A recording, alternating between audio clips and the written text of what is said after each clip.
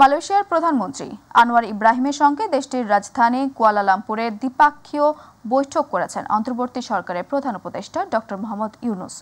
সকালে সফরের দ্বিতীয় দিনে পুত্রজায়ায় নিজ কার্যালয়ে প্রধান উপদেষ্টাকে অভ্যর্থনা জানান আনোয়ার ইব্রাহিম। এর আগে ডক্টর ইউনুস পুত্রজায়ায় পৌঁছালে তাকে সেখানে লাল গালিচা সংবর্ধনা ও গার্ড অব অনার প্রদান করা হয়। এরপর বৈঠকে বসেন দুই নেতা। বৈঠক শেষে দুই দেশের মধ্যে 5টি সমঝোতা স্মারক ও 3টি নোট বিনিময় সই হয়। পরে যৌথ ব্রিফিংয়ে তরুণদের শিক্ষা ও কর্মসংস্থানের সুযোগ করে দেওয়ার মালয়েশিয়া সরকারের প্রতি কৃতজ্ঞতা প্রকাশ করেন ডক্টর মোহাম্মদ ইউনুস। তিনি বলেন, অর্থনীতি সহ সব বিষয়ে ঘুরে দাঁড়ানোর চেষ্টা করছে বাংলাদেশ। ফেব্রুয়ারির মাঝামাঝিতে বাংলাদেশে নির্বাচন অনুষ্ঠিত হবে বলেও জানান প্রধান উপদেষ্টা।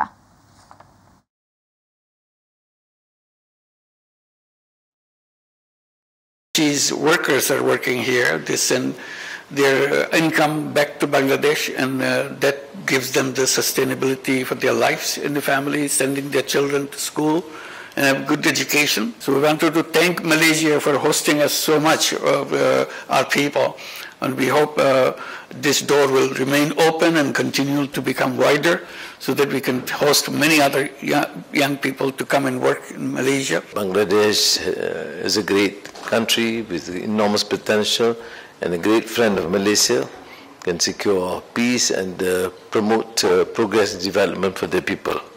Bangladesh is an important partner because your workers have been instrumental too in working together and contributing to development. That is why I think the the Home Affairs Minister with the Human Resources Minister have agreed on this multiple entry visa facility, mainly to assist so that workers can go and meet their families and feel secure in their jobs. আগামী ফেব্রুয়ারিতে আসন্ন জাতীয় সংসদ নির্বাচন, আর এই নির্বাচন নিয়ে নতুন রাজনৈতিক দল জাতীয় নাগরিক পার্টির নেতৃবৃন্দ বলছেন, এনসিপি চায় গণপরিষদ নির্বাচন, কিন্তু বারবারই এই বিষয়টি পেছনে ফেলে সংসদীয় নির্বাচনের দিকে নিয়ে যাওয়া হচ্ছে। তবে পরিস্থিতি ভালো থাকলে 300 আসন এককভাবে প্রার্থী দেওয়ার প্রস্তুতি আছে বলেও জানান এনসিপি নেতারা। আরও জানাচ্ছেন জাহিদ আহমেদ বাবু।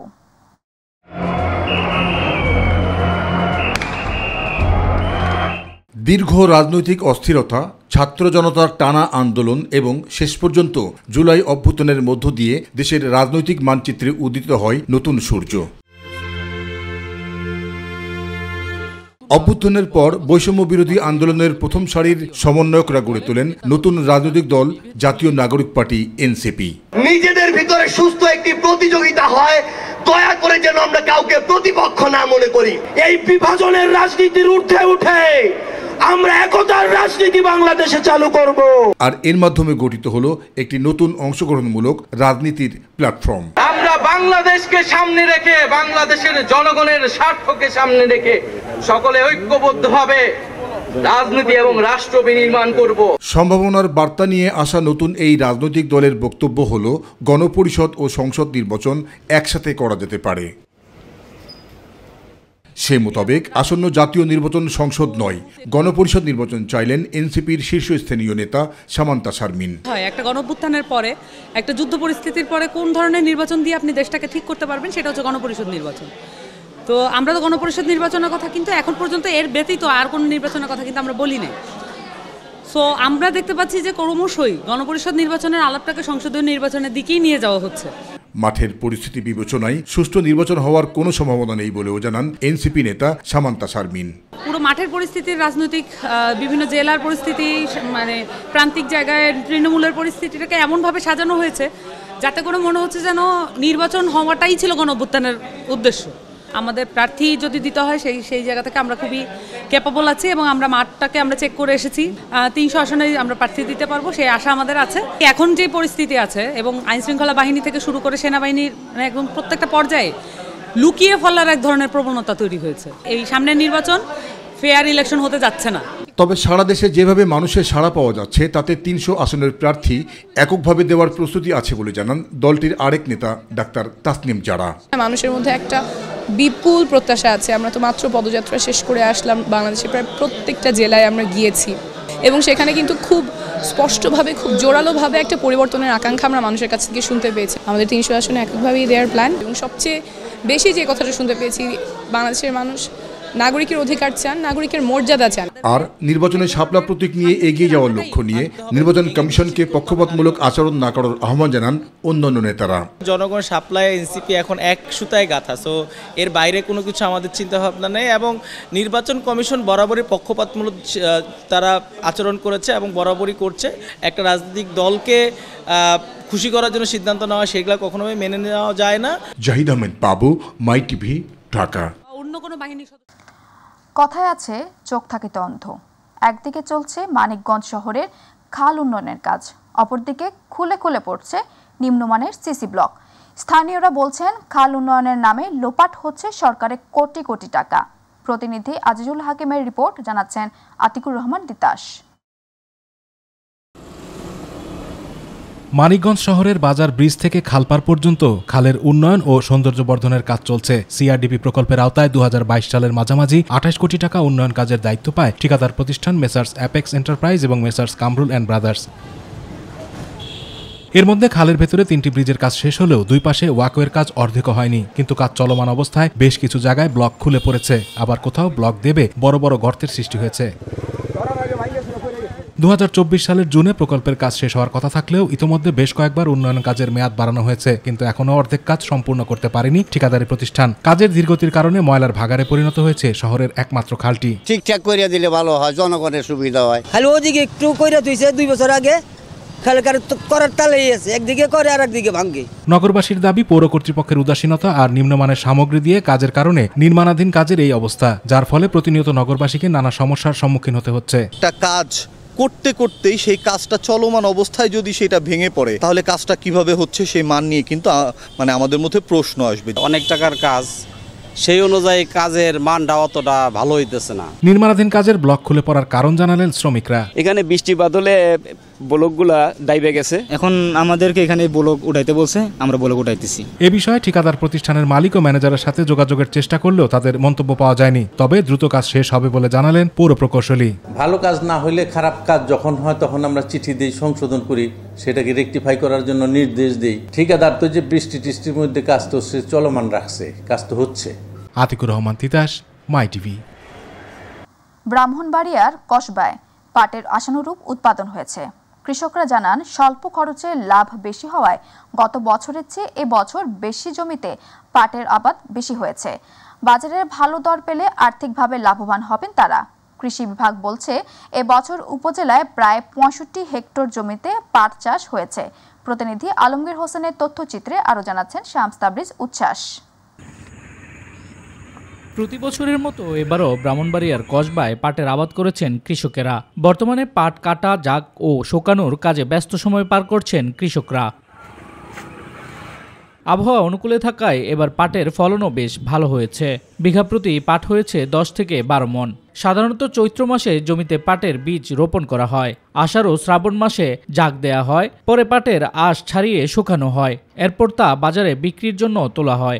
এবার পাট ফলন ভালো হয়েছে, কৃষকরা আপনার ন্যায্য মূল্য পায়, তাহলে আপনার ওরা খুশি হইব, আবার আপনার ওরা আগ্রহ করে কৃষিকাজে আপনার পাট আরো ভালো ভাবে ফলন তৈরি করতে পারবো। আল্লাহর মতে অনেক ভালো পাট হয়েছে, তো কৃষকরা যদি তাদের ন্যায্য মূল্যটা পায় তাহলে ওদের ক্ষেত্রে অনেক উপকৃত হবে। আর কৃষকরা বলছেন ভালো দামে পাট বিক্রি করতে পারলে অধিক লাভের পাশাপাশি পাট গাছের শলাও বিক্রি করতে পারলে এবার লাভবান হবেন তারা। এছাড়াও সরকারি সহায়তা পেলে আবারও পাট চাষে ঝুঁকবেন কৃষকেরা। ফলন আলহামদুলিল্লাহ ভালো, অনেক ভালো হয়েছে ফলনটা। যারা করছে প্রত্যেকটা জায়গাতে পাট চাষের জন্য কৃষকরা আগ্রহী হবে, যেহেতু ফলনটা ভালো হয়েছে। কিন্তু এই সোনালী হাঁসটা এটা হারিয়ে যাচ্ছে। জলবায়ু পরিবর্তনের কারণে পাটের আবাদ দিন দিন কমেছে, তবে এবার ভালো ফলন হয়েছে বলে জানান কৃষি বিভাগ। তো জলবায়ু পরিবর্তনজনিত কারণে পাটের আবাদ দিন দিন কিছুটা কমছে, কিন্তু এবার আমাদের কৃষকরা যে ফলন পেয়েছেন তাতে আমাদের কৃষকরা খুবই আশাবাদী, এবং এই ফলনের ন্যায্য মূল্য যদি তারা পান এবং আবাদটা আরও বাড়িয়ে দিবেন বলে তাদের প্রত্যাশা। আমরা প্রত্যাশা করছি কৃষক তার ন্যায্য মূল্য পাবে। উন্নত জাত ও আধুনিক প্রযুক্তি বৃদ্ধির মাধ্যমে বাংলায় সোনালী পাটের সুদিন ফিরে আসবে, এমনটাই প্রত্যাশা সকলের। শামস তাবরিজ উচ্ছ্বাস, মাই টিভি নিউজ ডেস্ক। ফরিদপুরের সালথায় 10 গ্রামের একমাত্র খেলার মাঠ দখলের অভিযোগে গোপালগঞ্জের প্রভাবশালী আওয়ামী লীগ পরিবারের বিরুদ্ধে। মাঠ রক্ষায় নেমেছেন স্থানীয়রা। দখল মুক্তির আশ্বাস দিয়েছেন উপজেলার নির্বাহী কর্মকর্তা। প্রতিনিধি শফিকুল ইসলাম জনের রিপোর্ট। ফরিদপুরের সালথায় 10 গ্রামের মানুষের জন্য একমাত্র খেলার মাঠ এখন দখল চেষ্টার মুখে। অভিযোগ উঠেছে প্রভাবশালী আওয়ামী লীগ পরিবারের বিরুদ্ধে। অনুসন্ধানে উঠে আসে মাঠটির ইতিহাস, মালিকানা বিরোধ এবং স্থানীয়দের ক্ষোভের চিত্র। বল্লভদী ইউনিয়নের উত্তর চণ্ডীবদ্দী গ্রামের এই মাঠ প্রায় 17 বছর ধরে শিশু, কিশোর ও তরুণদের একমাত্র ক্রীড়াঙ্গন। স্থানীয়দের দাবি, মহাসড়ক নির্মাণের সময় সরকার জমিটি অধিগ্রহণ করে, এরপর থেকেই জনসাধারণের জন্য উন্মুক্ত থাকে। এই মাঠটা মূলত বাংলাদেশ সরকারের এই এশিয়ান যে হাইরোড, এই হাইরোডের যে একোয়ার সরকার নিয়েছিল, সেই একোয়ারের ভিতরে। আজকে 17-18 বছর আমরা এই মাঠে খেলাধুলা করতেছি। এই মাঠ হঠাৎ করে এই 2025 সালে এসে একটা কুচক্র মহল, তারা অবৈধভাবে ভূমিদস্যু, তারা দখল করার চেষ্টা করতেছে, পায়তারা করতেছে। আমাদের যতটা অঞ্চলের যে পোলাপান, এই পোলাপানগুলো এই বিনোদনের একটা জায়গায় আছে, সেই জায়গাটা হলো এই জায়গাটা। এই জায়গা যদি বিনোদনের ব্যবস্থাটা না থাকে, এই মাঠের ব্যবস্থা না থাকে, ম্যাক্সিমাম লোক নেশাগ্রস্ত হয়ে যাবে। তবে অভিযোগ, গোপালগঞ্জের মুকসুদপুর পৌর আওয়ামী লীগের সাধারণ সম্পাদক বাকি সর্দার, উপজেলা কৃষক লীগের সাধারণ সম্পাদক জাকির সর্দার, তাদের বোন নীলুফা বেগম এবং উপজেলা ছাত্রলীগের সাবেক সাধারণ সম্পাদক পলাশ সর্দার সম্প্রতি মাঠ দখল করে সীমানা প্রাচীর নির্মাণের চেষ্টা চালাচ্ছেন।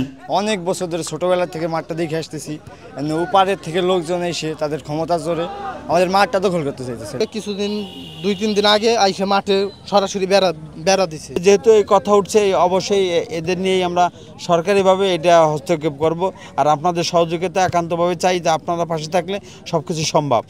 দখল চেষ্টা ঠেকাতে খেলোয়াড়, অভিভাবক, স্থানীয় জনতা অবস্থান কর্মসূচি পালন করেন। উপজেলা নির্বাহী কর্মকর্তার কাছে লিখিত অভিযোগও জমা দেন। মাঠ দখলের অভিযোগে অভিযুক্তদের সাথে একাধিকবার যোগাযোগের চেষ্টা করা হলেও তারা কোনো বক্তব্য দেননি। আপনি যে নম্বরে কল করেছেন, নম্বরটি এই মুহূর্তে বন্ধ আছে। এ বিষয়ে সালথা উপজেলা নির্বাহী কর্মকর্তা আনিসুর রহমান বালি জানিয়েছেন, তদন্ত করে মাঠ দখলমুক্ত করা হবে। যারা আসলে এটা নিজেদের মালিকানা বলে দাবি করছে, তাদের কাগজপত্র যাচাই করে তদন্ত করে আমরা সরকারি স্বার্থ থাকলে অবশ্যই প্রয়োজনীয় ব্যবস্থা নেব, যেন মাঠটি রক্ষা পায়। 10 গ্রামের মানুষ বলছেন, এই মাঠ শুধু খেলার জায়গা নয়, প্রজন্মের স্বপ্ন আর স্মৃতির ঠিকানা। তারা চান মাঠ ফিরুক খেলাধুলা আর আনন্দের দিনগুলো। শফিকুল ইসলাম জনি, মাই টিভি, ফরিদপুর। মাগুরা সদর উপজেলার আলাইপুর গ্রামে চোর সন্দেহে সজল মোল্লা নামে এক যুবককে পিটিয়ে হত্যা করেছে স্থানীয়রা। পরিবারের অভিযোগ, ষড়যন্ত্র করে বাড়ি থেকে ডেকে নিয়ে তাকে হত্যা করা হয়েছে।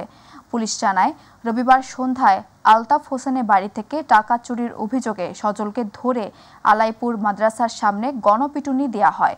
খবর পেয়ে পুলিশ তাকে গুরুতর আহত অবস্থায় উদ্ধার করে সদর হাসপাতালে ভর্তি করে।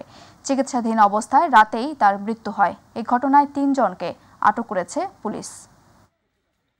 অবৈধ পথে ভারতে অনুপ্রবেশকারী 10 বাংলাদেশি নাগরিককে নাকুগাঁও সীমান্ত দিয়ে বিজিবির কাছে হস্তান্তর করেছে ভারতীয় সীমান্ত রক্ষী বাহিনী বিএসএফ। পরে পুলিশ তাদের পরিবারের জিম্মায় পাঠিয়ে দেয়। শেরপুরের নালিতাবাড়ি উপজেলায় নাকুগাঁও স্থলবন্দর ইমিগ্রেশন দিয়ে 2 দেশের সীমান্ত রক্ষী বাহিনীর পতাকা বৈঠকের মাধ্যমে তাদের হস্তান্তর করা হয়। পরে বিজিবি পুলিশের কাছে হস্তান্তর করলে থানা পুলিশ তাদের পরিবারের কাছে হস্তান্তর করে। পতাকা বৈঠকের বিজিবির হাতিপাগায় কোম্পানির কমান্ডার সুবেদার আব্দুল লতিফ এবং বিএসএফ এর ঢালু company commander AC Sheikh Bashir উপস্থিত ছিলেন। মাদারীপুরের শিবচরে তারেক রহমানের 31 দফা বাস্তবায়নের লিফলেট বিতরণের সময় আওয়ামী লীগের ইউপি চেয়ারম্যানের লোকজন হামলায় বিএনপির 20 নেতাকর্মী আহত হয়েছেন বলে অভিযোগ পাওয়া গেছে। তাদের মধ্যে 5 জনকে কুপিয়ে জখম করা হয়েছে। সোমবার রাত 8টার দিকে শিবচর উপজেলা চর সামলাই গ্রামের আওয়ামী লীগ সমর্থিত ইউপি চেয়ারম্যানের বাড়ির সামনে থেকে এই ঘটনা ঘটে। অপ্রীতিকর পরিস্থিতি মোকাবেলার মোতায়েন করা হয়েছে অতিরিক্ত পুলিশ। অভিযোগ পেলে আইনগত ব্যবস্থা গ্রহণ করা হবে বলে জানিয়েছেন অতিরিক্ত পুলিশ সুপার মোহাম্মদ জাহাঙ্গীর আলম। বাংলাদেশ ইসলামী ছাত্র শিবির পটুয়াখালী জেলা শাখার উদ্যোগে এসএসসি দাখিল ও সমমানের পরীক্ষায় জিপিএ 5 প্রাপ্ত কৃতী শিক্ষার্থীদের সংবর্ধনা প্রদান করা হয়েছে। সোমবার সকালে জেলা শিল্পকলা একাডেমি মিলনায়তনে 350 জন জিপিএ 5 প্রাপ্ত শিক্ষার্থীকে সংবর্ধনা দেওয়া হয়। জেলা ইসলামী ছাত্র শিবিরের সভাপতি রাকিবুল ইসলামের সভাপতিত্বে অনুষ্ঠানে প্রধান অতিথি ছিলেন বাংলাদেশের জামায়াতে ইসলামের কেন্দ্রীয় কর্ম পরিষদ সদস্য, ঢাকা মহানগরী দক্ষিণের সেক্রেটারি ও ইসলামী ছাত্র শিবিরের সাবেক কেন্দ্রীয় সভাপতি ডক্টর শফিকুল ইসলাম মাসুদ। অন্যান্যদের মধ্যে উপস্থিত ছিলেন ইসলামী ছাত্র শিবিরের কেন্দ্রীয় প্রচার সম্পাদক আজিজুর রহমান আজাদ, জেলা জামায়াতের আমির অ্যাডভোকেট নাজমুল আহসান সহ বিশিষ্টজনেরা। গাজীপুরে দৈনিক প্রতিদিনের কাগজ পত্রিকার সাংবাদিক আসাদুজ্জামান তুহিনকে হত্যার প্রতিবাদে যশোরে মানববন্ধন অনুষ্ঠিত হয়েছে। সোমবার শহরে মুজিব সড়কেও অবস্থিত স্থানীয় প্রেস ক্লাবের সামনে যশোর প্রেস ক্লাব আয়োজিত মানববন্ধনে উপস্থিত ছিলেন প্রেস ক্লাবের সভাপতি জাহিদ হাসান টুকুন, যশোরের সংবাদপত্র পরিষদ সভাপতি ও দৈনিক কল্যাণ পত্রিকার সম্পাদক একরাম উদ্দোলা, দৈনিক লোকসমাজ পত্রিকার ভারপ্রাপ্ত সম্পাদক আনোয়ারুল কবির নান্টু সহ সাংবাদিকদের বিভিন্ন সংগঠনের নেতৃবৃন্দ, বিভিন্ন প্রিন্ট ও ইলেকট্রনিক মিডিয়ার সাংবাদিকেরা উপস্থিত ছিলেন। কেরানীগঞ্জের রোহিতপুরে 7 নং ওয়ার্ড বিএনপির সাংগঠনিক সভা অনুষ্ঠিত হয়েছে। গতকাল বিকেলে নতুন সোনাকান্দা ঢাকা বিসিক শিল্পনগরী এলাকায় এ সভা অনুষ্ঠিত হয়। সভায় প্রধান অতিথি ছিলেন ঢাকা থেকে বিএনপির সাংগঠনিক সম্পাদক ব্যারিস্টার ইরফান ইবনে আমান অমি। সংগঠনের সভাপতি জবিউল্লাহর সভাপতিত্বে বক্তব্য রাখেন কেরানীগঞ্জ মডেল উপজেলা বিএনপির সহ সভাপতি নাজিম উদ্দিন, উপজেলা যুবদলের সাবেক আহ্বায়ক মাসুদ রানা, রোহিতপুর ইউনিয়নের বিএনপি সভাপতি হাজি আব্দুল মালিক সহ আরো অনেকে।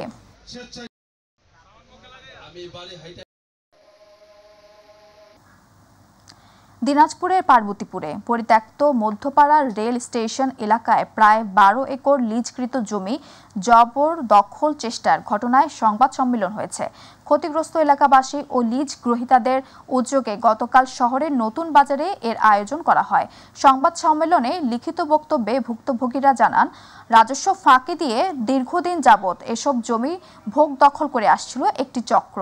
সম্প্রতি রেল কর্তৃপক্ষের দেয়া লিজকৃত এসব জমিতে চাষাবাদ করতে গেলে তাদের বাধা দেয়ায় ঘটনায় জড়িতদের দৃষ্টান্তমূলক শাস্তির দাবি জানান ক্ষতিগ্রস্ত কৃষকেরা।